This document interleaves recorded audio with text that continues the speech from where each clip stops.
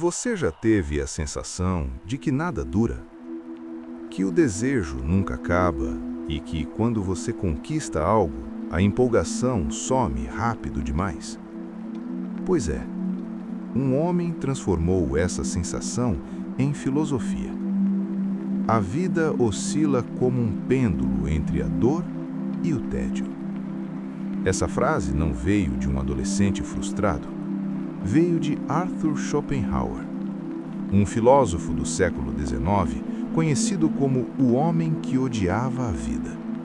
Mas, e se ele estivesse certo? Schopenhauer não acreditava em progresso, não acreditava que a humanidade estava evoluindo e, principalmente, não acreditava que a vida foi feita para ser feliz.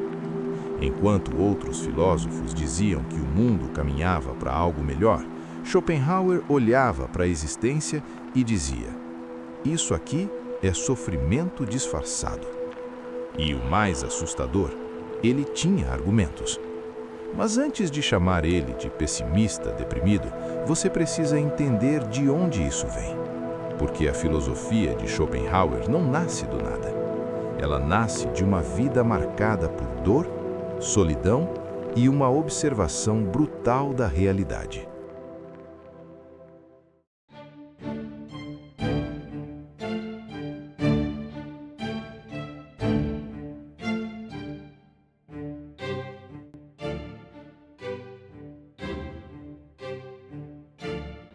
Schopenhauer viveu em uma Europa que se dizia racional, iluminada e moderna. Mas o que ele via era outra coisa. Guerras, miséria, pessoas trabalhando até o limite do corpo, desejando coisas que nunca traziam paz. E foi aí que ele percebeu algo inquietante. O problema não é o mundo. O problema é o desejo. Para Schopenhauer, o ser humano não é guiado pela razão. Ele é guiado por uma força cega, incontrolável e insaciável.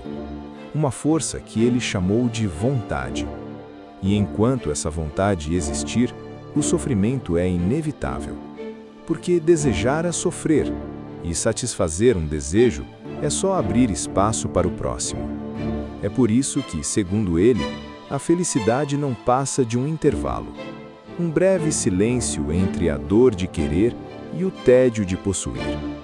Mas isso levanta uma pergunta perigosa. Se a vida é isso, ela ainda vale a pena? Para entender, você precisa esquecer uma coisa que te ensinaram. A ideia de que você é um ser racional. Para ele, isso é uma ilusão confortável. Schopenhauer dizia que a razão não governa o ser humano. Ela só justifica o que já foi decidido antes. E quem decide? Uma força invisível, cega, irracional. Ele chamou essa força de vontade. A vontade não é um desejo específico, não é quero dinheiro, quero amor ou quero sucesso. Ela é anterior a tudo isso. É o impulso bruto de continuar existindo, de querer mais, de nunca se satisfazer. Ela está no animal que caça, na planta que cresce em direção à luz, e em você quando sente que nada é suficiente. Segundo Schopenhauer, o mundo que você vê, pessoas, objetos, conquistas, sonhos, só é a aparência. Por trás de tudo isso, o que realmente existe é essa vontade empurrando tudo para frente.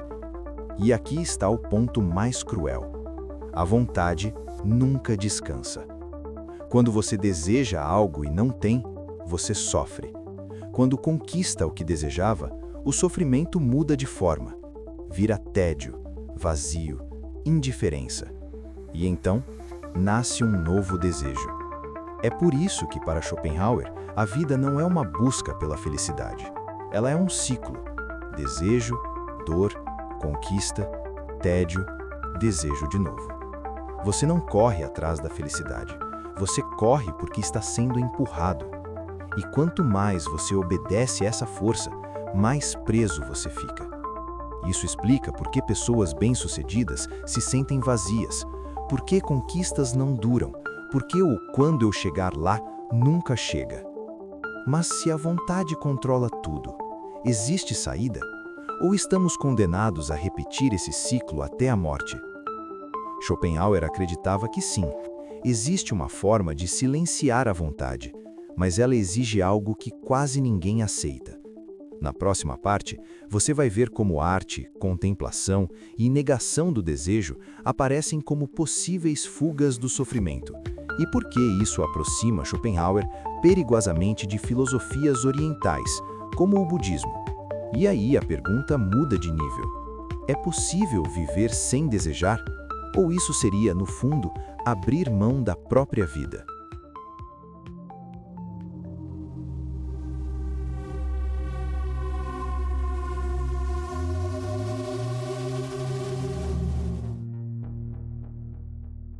Se a vontade é a raiz do sofrimento, a pergunta inevitável é: dá para escapar dela?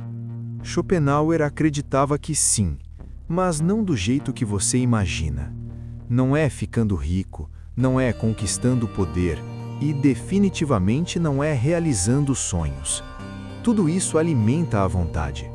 Para ele, a fuga começa quando você para de querer, e existem 3 caminhos.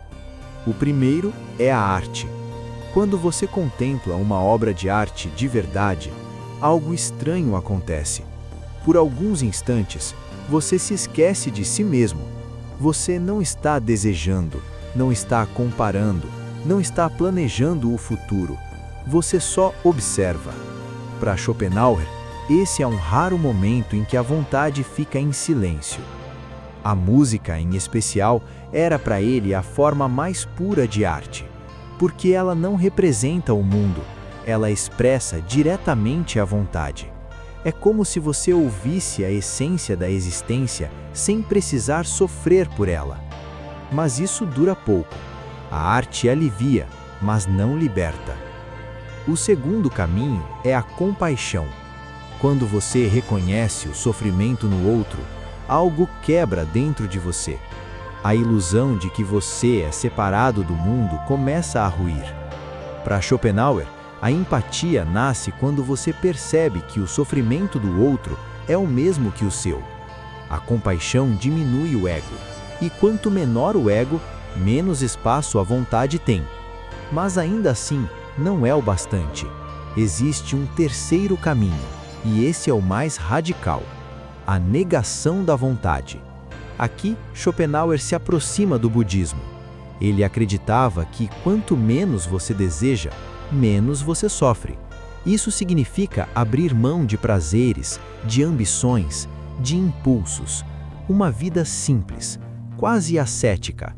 Não por moral, mas por lucidez. Não porque o mundo é errado, mas porque desejar é a raiz da dor. E é aqui que muita gente trava, porque surge uma pergunta desconfortável. Se eu abrir mão do desejo, o que sobra de mim? Essa é a fronteira final da filosofia de Schopenhauer. A gente vai entrar na vida pessoal dele, porque ninguém defende ideias tão extremas sem ter vivido algo igualmente extremo. E aí você vai entender por que Schopenhauer enxergava o mundo assim, e se esse pessimismo todo era filosofia ou trauma.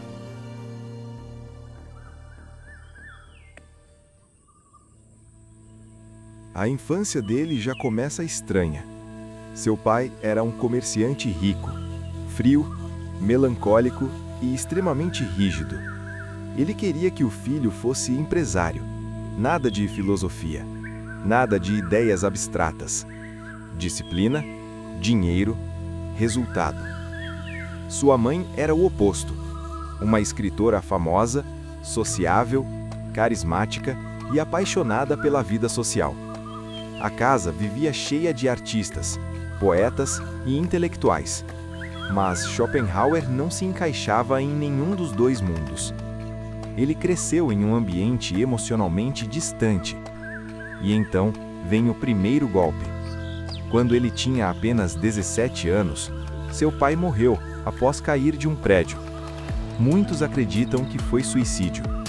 A partir daí, a relação com a mãe piora drasticamente. Eles brigavam constantemente. Ela dizia que ele era amargo, insuportável e incapaz de conviver com as pessoas. Ele dizia que ela era superficial e vazia. Resultado, eles se afastaram e praticamente romperam. Schopenhauer passou a vida inteira isolado, sem grandes amizades, sem reconhecimento por décadas, sem sucesso imediato. E a academia também não ajudou. Ele tentou competir diretamente com Hegel, o filósofo mais famoso da época.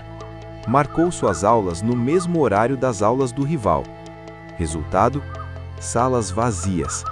Enquanto Hegel lotava auditórios, Schopenhauer falava praticamente sozinho.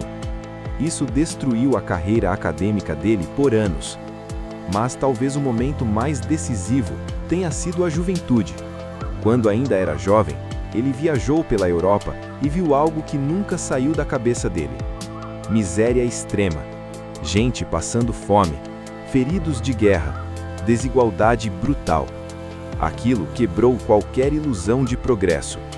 Enquanto filósofos falavam sobre razão, evolução e futuro melhor, Schopenhauer via sofrimento real nas ruas. E foi ali que ele começou a acreditar que o sofrimento não era a exceção, era a regra. Anos depois, quando finalmente começou a ser reconhecido, ele já era um homem velho, amargo e profundamente desconfiado da humanidade. Mas aqui está o detalhe curioso. Apesar da filosofia sombria, ele gostava de música, de arte e até de cães, especialmente seus poodles, todos chamados de Atma, que significa alma. Ou seja, ele não odiava tudo, ele só não acreditava nas ilusões felizes que as pessoas contavam. E isso nos leva à pergunta final: Schopenhauer era só um homem traumatizado ou alguém que teve coragem de encarar a vida sem maquiagem?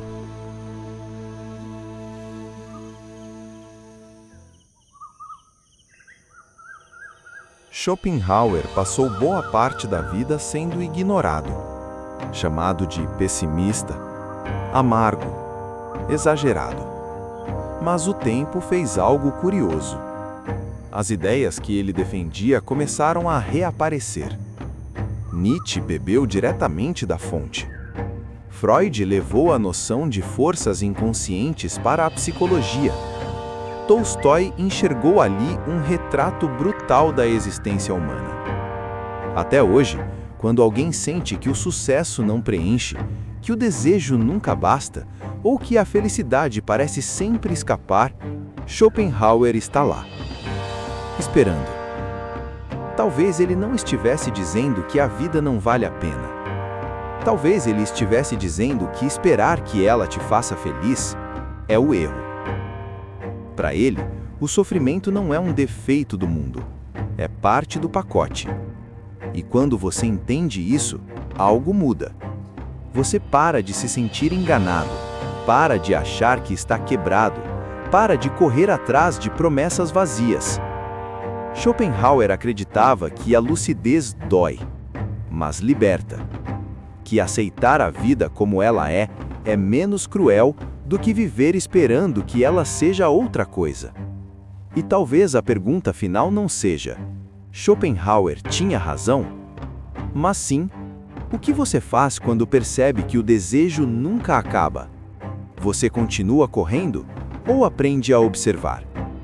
Porque no fundo, o filósofo que odiava a vida talvez só tenha sido o primeiro a admitir: a existência não promete nada.